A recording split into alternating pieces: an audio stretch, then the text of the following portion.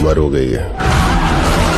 Squad से इतने साल बाहर था। দক্ষিণী সিনেমার সুপারস্টার থালাপতি বিজয় জনপ্রিয় নায়ক হয়েও শোবিজ দুনিয়া থেকে বিদায় নিচ্ছেন তিনি। ক্যারিয়ারে লম্বা একটা সময় পার করার পর তিনি এখন মনে করেন মানুষের জন্য তার কাজ করা উচিত।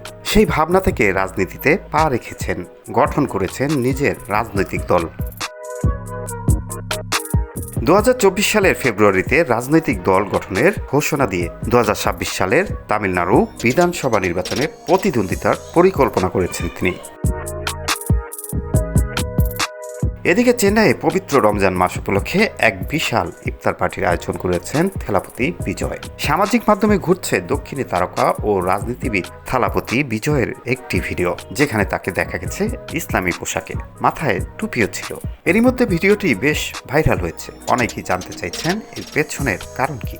இங்க இருக்கிற அனைத்து இஸ்லாமிய சொந்தங்களுக்கும் 7 মার্চ থালাপতির রাজনৈতিক দল টিভিকে এর উদ্যোগে এক বিশাল ইফতার পার্টির আয়োজন করা হয়। ওই অনুষ্ঠানে বিজয় সাদা পোশাক ও টুপি পরিধান করে উপস্থিত হন এবং মোনাজাতে অংশ নিতেও দেখা যায় তাকে।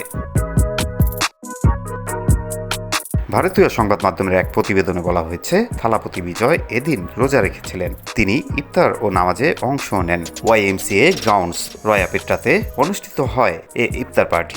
আয়োজনে প্রায় 3000 লোকের মতো সমাগম হয়। এছাড়া 15টি স্থানীয় মসজিদের ইমামদেরও অনুষ্ঠানে আমন্ত্রণ জানানো হয়।